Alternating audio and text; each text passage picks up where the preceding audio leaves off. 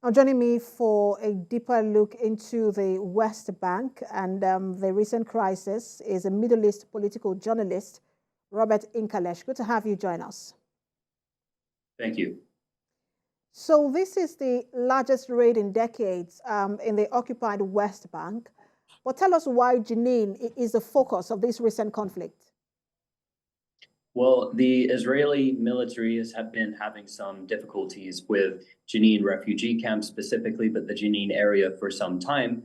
And that is because of the level of Palestinian armed groups which have formed there, which have advanced weaponry recently and have been able to repel Israeli military incursions into the area.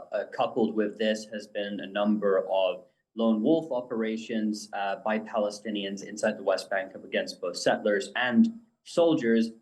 So there has been mounting pressure on the Israeli government to launch a military operation akin or similar to what occurred in 2002 during the Second Intifada, which was known as Operation Defensive Shield, when Israel went into the West Bank, attacked places like Jenin and Nablus, and ended up killing around 500 Palestinians.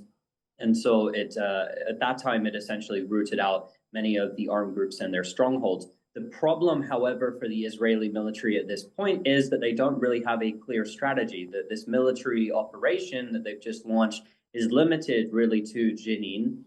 It's not very clear exactly what they want to do. There are thousands of fighters in the area. How many are they wanting to kill? We only know that they are looking to destroy the morale of the refugee camp. And that they are trying to put an end to what they call a hotbed of terrorism, when in reality, these people are only attacking the Israelis when they come to them. And this seems like an attempt at a PR stunt gone wrong. We've now seen that someone from Khalid, which is elsewhere, it's in the southern West Bank, has carried out an attack in Tel Aviv. That there has been shooting attacks all over the West Bank now, demonstrations all over the West Bank and East Jerusalem. And if the Israelis go further, there could be potential rocket fire from the Gaza Strip, even southern Lebanon. So their focus on Jenin refugee camp at this time has resulted in the fleeing of around 500 families from the camp, the destruction of much of the areas outside of the camp. But it's not clear exactly what they are trying to do other than to kill as many people as possible. Mm. I just wanted to paint a picture for us because we know that like you rightly said, Israel said it is attacking the command center for local terrorists. You have pointed that out. There are also talks about, trying to stop Iran's supply of lethal weapons to these groups. But when you look at it, what is the extent of damage and consequences for civilian population? Well, at this time, the consequence has been almost solely on the civilian population. There's been 6 fighters killed, but go and look at, for instance, these fighters, their backgrounds and how young they are. When they call it a hub of terrorism, we're talking about young people who have had no hope whatsoever and who grabbed light arms, semi-automatic weapons, and have manufactured local explosive devices, some of which have been effective against Israeli military vehicles. But these groups are actually not on the offensive. They're not attacking the Israelis. So when they call them terrorists, really, we'll see, like, for instance, from Itamar Ben-Gvir, Israel's security minister, like he said just around a week ago, that they've killed 120 terrorists this year. But that includes in that statistic over 20 children, including little girls, who he is including in that terrorist number. Now, in terms of the weapon supply from Iran, there are no weapons from the Iranians or Lebanese Hezbollah or the Syrians or even Gaza inside of the West Bank with these groups right now. There's no evidence of it. The Israelis have raided many places. And what they have found is what we expected, that there are light explosives made locally, which are largely ineffective against the Israeli military for the most part. So what we're seeing is that the Israelis are attacking a refugee camp where these inhabitants are indeed refugees, expelling them again from their homes. And the entire result of this is basically punishing the civilian population of the camp in order to put pressure on these fighters. But who are these fighters? Like I just said, these are mostly teenagers. All of the fighters who have been killed are teenagers between 17 and 19. so far, with the oldest people that have been killed in this entire so-called operation, the oldest person is 23, 24 years old. So we're looking at a majority young population there who are being targeted, even within the militant groups, let alone the civilians that have been killed.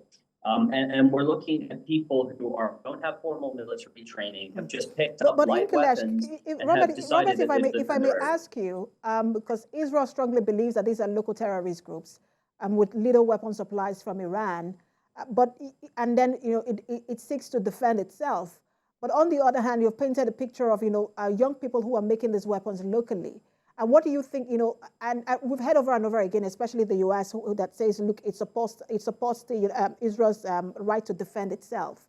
And so what do you think that the strategy should be? Because on one hand, there are security consequences for Israel, but there are also security consequences for the civilian population. So what do you think that the strategy should be?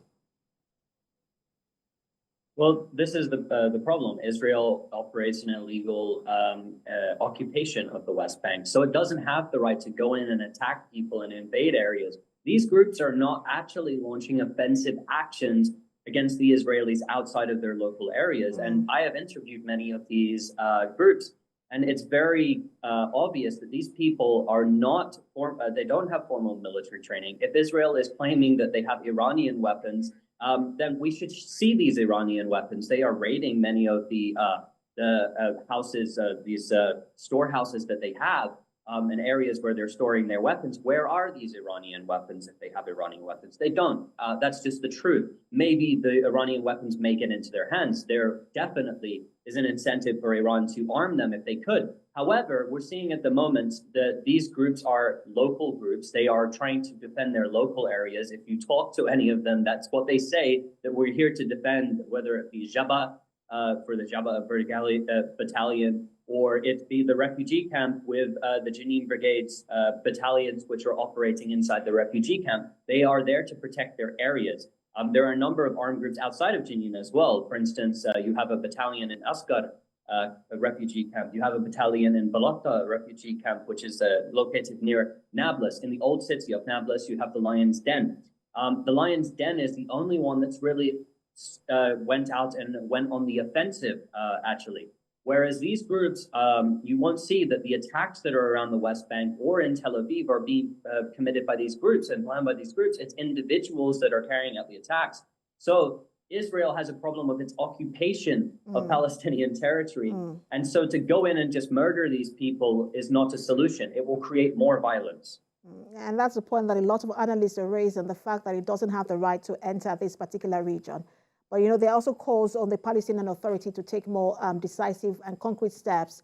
We'll see how that plays out. Thank you so much for talking to us, as always. Middle East political journalist Robert Inkelesh.